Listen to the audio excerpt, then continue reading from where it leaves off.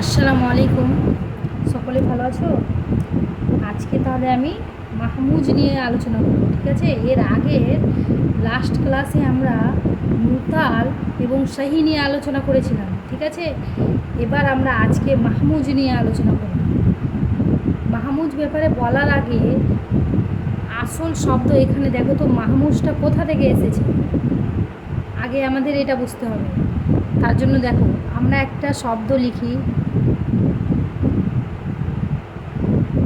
ফাআলা। দেখো, ফাআলা, ফাআলা মানে কি? সে কাজ করলো, ঠিক আছে? ফাআলা মানে সে কাজ করলো, সে কাজ করলো। এবার এখানে দেখো তো, ফাআলা শব্দ এটা হচ্ছে আসল শব্দ, ঠিক আছে? একটা ফা কালেমা, আইন কালেমা এবং লাম কালেমা, এটা আমাদের আসল শব্দ একটা ফাআলা। এবার এই ফাহালা থেকে দেখো, ফাহালাটাকে আমরা এটার মতো করে যদি মাহমুজের মতো করে সাজাই, মাহমুজের ওজনে, তাহলে দেখবে তো প্রথমে ফায়ের আগে দেখো মিম যুক্ত করছি, মিম, তারপরে ফা আছে, ফা বসিয়ে দিলাম, তারপরে কি আছে, আইন আছে, তারপরে লাম আছে, তাই তো? এবার দেখো আইনটাকে আমরা বসিয়ে দিচ্ছি। এবার দেখো আইন কালেমার পরে ওয়াও দেওয়া আছে, সেজন্য আমরা আইন কালেমার পরে ওয়াও বসিয়ে দেব, ঠিক আছে? ওয়াও বসিয়ে দিলাম, তার সঙ্গে এখানে লাম কালেমা আছে, লাম কালেমাটা বসিয়ে দেব। এবার দেখো মাহমুজের ওজনে আমরা এটাকে লিখছি, দেখো মাফ উল হলো। এই যে দেখো আসল শব্দ, তাহলে মাফুলের আসল শব্দ কি পেলাম? তাহলে ফাআলা। দেখো ফা কালেমা, আইন কালেমা এবং লাম কালেমা, এই ফাআলা থেকে আমরা মিম আর ওয়াও যুক্ত করে মাফুলের ওজনে সাজালাম। আইন কালেমার পরে ওয়াও যুক্ত করলাম এবং ফা কালেমার শুরুতে আমরা মিম যুক্ত করলাম, তাহলে ফাআলা থেকে আমাদের হয়ে গেল মাফুল। এবার এখানে মাফুল শব্দে আমরা আসল শব্দ কোনটা দেখতে পাচ্ছি? আসল বর্ণগুলো ফা, আইন, লাম, আর এখানে ওয়াও আর মিমটাকে যুক্ত করা হয়েছে, ঠিক আছে? এবার দেখো এখানে দেখো মাহমুজ এই শব্দটির পরিপ্রেক্ষিতে দেখো তো, এখানে মাহমুজে কোনো আসল শব্দ কি খুঁজে পাচ্ছ? এই যে দেখো এটার মতো করে, এটা শব্দের মতোই দেখো এখানেও দেখো প্রথমে মিম যুক্ত করা হয়েছে এবং আইন কালেমার পরে ওয়াও যুক্ত করা হয়েছে, তাহলে এটার আসল শব্দ তাহলে কি চলে আসছে আমাদের? দেখো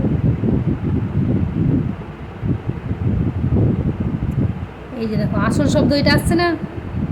দেখো হামজা আসছে। এখানে ধরো আমরা প্রথমে গোলতাটাকে আমরা যুক্ত করছি না, এটাকে কাটিয়ে দিচ্ছি, তাহলে বুঝতে সুবিধা হবে। এই যে দেখো এখানে তাহলে ওয়াও আর মিমটাকে বাদ দিয়ে আমরা ফালার জায়গাতে দেখো তো হামজা পেলাম, হামজা। এই হামজা শব্দটাকে মিম আর ওয়াও যুক্ত করে মাহমুজ বানানো হয়েছে, তাহলে এই মাহমুদ শব্দে আসল শব্দ কি পাচ্ছি? হা মিম জা, ঠিক আছে? জ পেয়েছি, ঠিক আছে? এবার এখানে ফালা থেকে মাফুল যেমন হচ্ছে, তেমনভাবে তুমি নাসারাকে মনসুর করতে পারো। এই যে দেখো নাসারাকে যদি তোমার মাহমুজ বা মাফুলের ওজনে সাজাতে বলে, তাহলে কিভাবে সাজাবে? মিম আর ওয়াওটাকে কিভাবে যুক্ত করবে? দেখো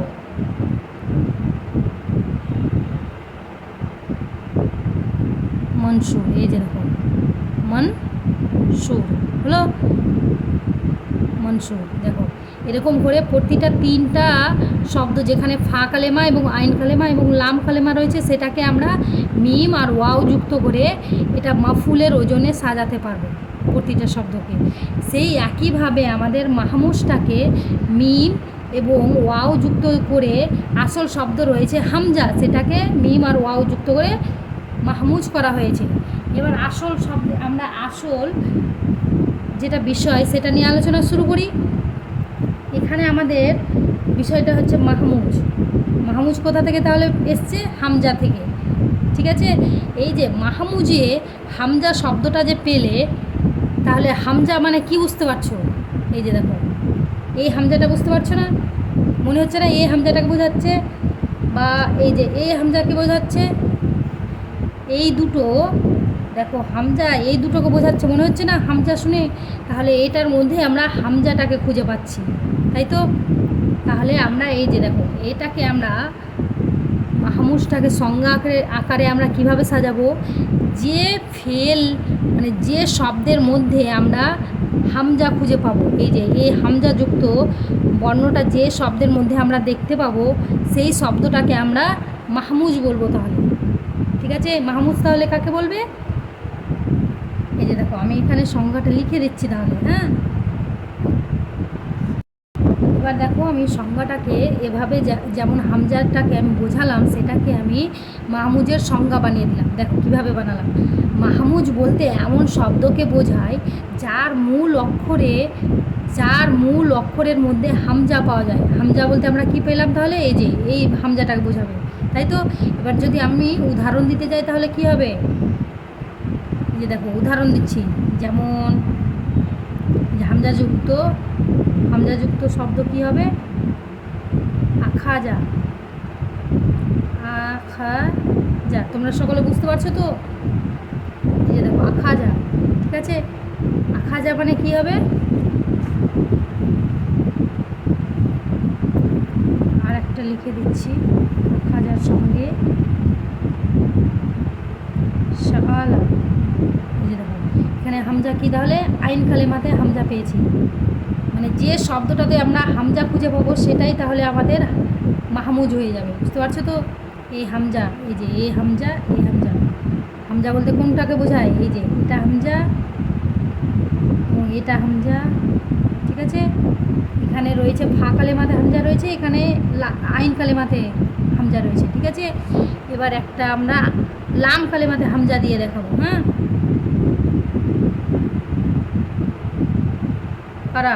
কারা মানে কি? পড়ো। হ্যাঁ, পড়া। এই যে দেখো কারাতে দেখো তো এখানে তাহলে আমরা হামজা পাচ্ছি।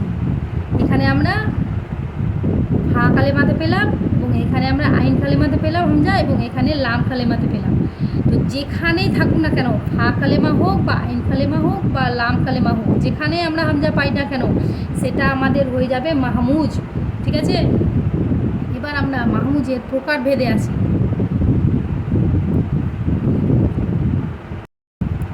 মাহমুজকে আমরা 3টি ভাগে ভাগ করে থাকি। 1 নম্বর হচ্ছে মাহমুজুল ফা, ঠিক আছে। আর একটা হচ্ছে মাহমুজুল আইন,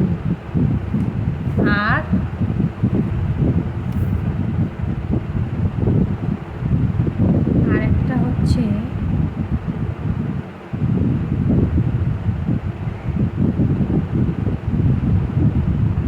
মাহমুজুল লাম।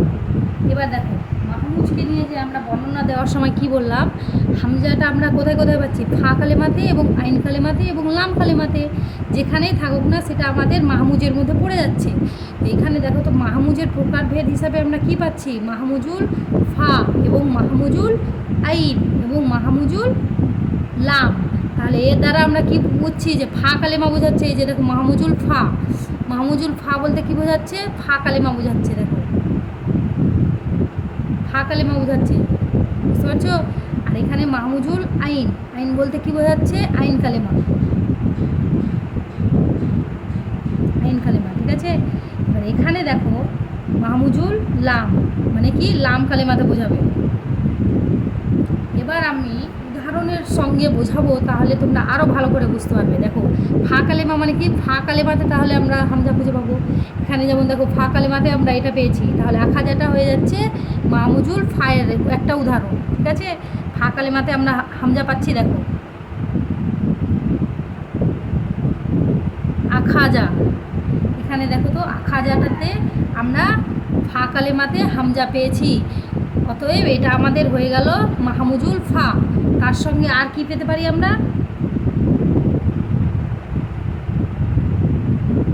আমার মানে কি? সে আদেশ দিল, ঠিক আছে। আমারা, আমারা মানে কি, সে আদেশ দিল। এখানেও দেখো তো হামজা পাচ্ছ, এই যে দেখো প্রথম ফা কালেমাতে আমরা হামজা পেয়ে গেছি, তাহলে এটা হয়ে গেল আমাদের মাহমুজুল ফায়ের মধ্যে। ঠিক আছে, আর পাচ্ছি কি আমরা, অনেক শব্দ পাবে খুঁজে, আমি কয়েকটা দিয়ে দেখাচ্ছি। আকালা, এই যে দেখো আকালাতে দেখো তো এখানেও হামজা পাচ্ছি, ফা কালেমাতে আমরা হামজা পেয়ে গেছি। অতএব আমরা এটাও বলবো এটি সমস্ত কিছুই আমাদের মাহমুজুল ফায়ের মধ্যে পড়ছে। তাহলে আমরা এটাকে সংজ্ঞা আকারে কী লিখব, যে যে শব্দের মধ্যে মূল অক্ষরের মধ্যে, যে শব্দের মূল অক্ষরের মধ্যে ফা কালেমাটি, অর্থাৎ ফা কালেমা বলতে কি প্রথম বর্ণটিতে হামজা পাওয়া যায়, তাকে বলবো আমরা মাহমুজুল ফা। আরেকবার বলি, যে শব্দের মূল অক্ষরে ফা কালেমা অথবা প্রথম বর্ণটি হামজাযুক্ত, তাকে আমরা মাহমুজুল ফা বলবো। একদম সহজ, উদাহরণ প্রথমে দিলাম, তারপরে সংজ্ঞা দিলাম, তাহলে বুঝতে পারছো। এইভাবে আমি এটাকে মাহমুজুল আইনটাকেও বর্ণনা দিচ্ছি। দেখি আইন মানে কি, তাহলে আমরা বুঝলাম আমরা আইন কালেমাতে পাবো। এই যে এটা ফা কালেমা ছিল, এটা আইন কালেমা। ঠিক আছে, আইন কালেমাতে আমরা তাহলে হামজা খুঁজে পাবো।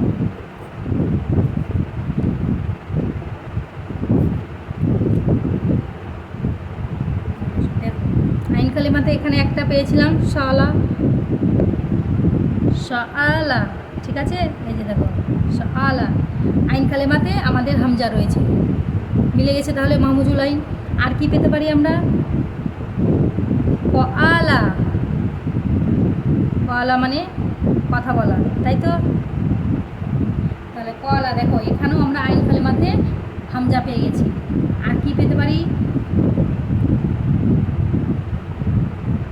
দশা, এই যে দেখো দশা, এই যে দেখো এখানেও হামজা পেয়ে গেছি আমরা মাঝখানে, অর্থাৎ আইন কালেমাতে আমরা হামজা পেয়েছি প্রতিটাতে।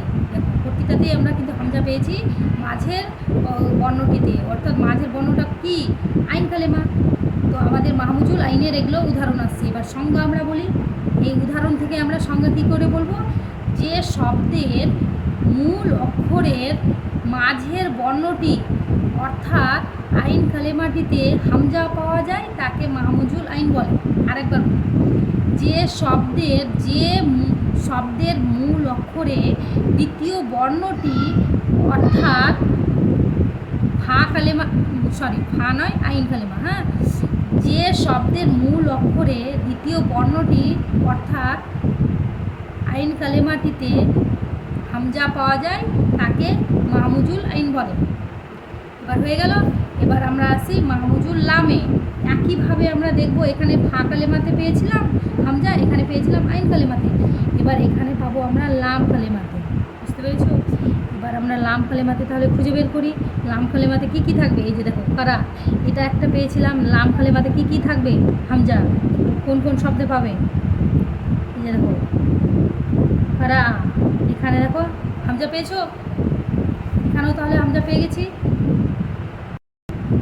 কারা মানে কি জানি আমরা, সে পাঠ করলো, তাহলে এখানে দেখো, তাহলে এখানে আমরা এই কারা থেকে কি বুঝলাম, হামজাটা তাহলে লাম কালেমাতে থাকছে। তাহলে আমরা কি বলবো, এই বর্ণটাকে হামজা বলছি, আর এই হামজাটাকে আমরা পাচ্ছি লাম কালেমাতে। তার জন্য এটা আমরা বুঝতে পারছি যে এটা মাহমুজি শব্দ, কিন্তু মাহমুজের মধ্যে আবার কি, এটা মাহমুজুল লামে পড়ছে, তাই তো। তাহলে আমরা এটাকে সংজ্ঞা আকারে কী বলতে পারি, যে শব্দের মূল অক্ষরে লাম কালেমা অর্থাৎ তৃতীয় বর্ণটি হামজাযুক্ত, তাকে মাহমুজুল লাম বলে। আরেকবার বলি, যে শব্দের মূল অক্ষরে তৃতীয় বর্ণটি অর্থাৎ লাম কালেমাটি হামজাযুক্ত, তাকে মাহমুজুল লাম বলে। ক্লিয়ার? তাহলে মাহমুজ ব্যাপারে আমি পুরোটা বর্ণনা দিয়ে দিলাম, এর বাইরে কোনো রকম প্রশ্ন আসবে না। মাহমুজ থেকে এই সমস্ত এটি যেটি বর্ণনা দিলাম, এখান থেকে যে কটা প্রশ্ন আসার এখান থেকে আসবে। অতএব ক্লাসটা ভালো করে মনোযোগ করে দেখলেই বুঝে যাবে, ঠিক আছে। তো আমি এখানেই ক্লাসটা শেষ করছি, পরবর্তীতে আরও আমি ক্লাস নিয়ে আসবো, ঠিক আছে। আসসালামু আলাইকুম।